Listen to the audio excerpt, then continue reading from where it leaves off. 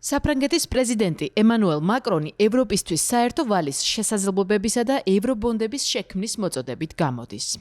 ევროპის უსაფრთხოებაში მეტი ინვესტირების მიზნით, მათ შორის თავდაცვისა და უსაფრთხოების ინდუსტრიაში მწვანე ტექნოლოგიების დანერგვისთვის.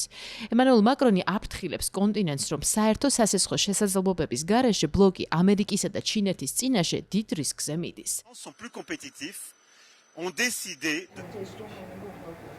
ტექნოლოგიებში ინვესტირების რბოლაში ევროკავშირი ჩინეთთან და ამერიკის შეერთებულ შტატებთან შედარებით ნაკლები სასესხო რესურსებით სარგებლობს. საფრანგეთის პრეზიდენტი კი თვლის, რომ ეს დიდი შეცდომაა იმ შესაძლებლობების ფონზე, რომელიც კონტინენტს გააჩნია.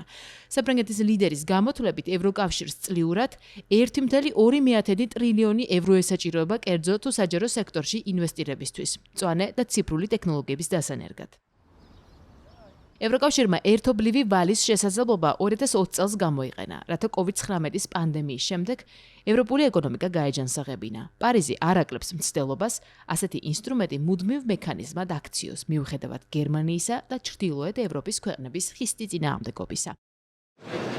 ხუჭაბად ევროკავშირის ლიდერები ბელგიაში არაფორმალურ შეხვედრას გეგმავენ, სადაც ერთიანი ბაზრის შესაძლებლობებზე მსჯელობას დაუთმობენ დროს. მათ შორის საუბარი შედგება ეკონომიკური დამოკიდებულების შემცირებასა და კონკურენტუნარიანობის გაზრდაზე.